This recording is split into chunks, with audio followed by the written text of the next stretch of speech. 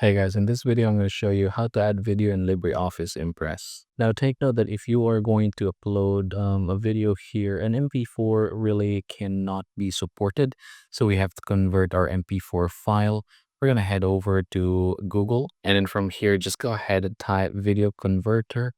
And there are different converters here, but basically choose anything as long as you have the option to upload. So I'm just going to go ahead and choose a from device, and I'm going to go ahead and choose this MP4 file here. And I'm going to convert this one to AVI. So AVI is the only one that's working. And once done, just go ahead and click save to device. Go ahead and save it where you can easily see it. So if in cases like this, I'm just going to move this one to somewhere. So this is now going to be our AVI file. And here in LibreOffice, I'm going to click insert video or audio, choose AVI, click open. And there is the file. I'm just going to resize this one now. Just make it a little bit smaller. There you go.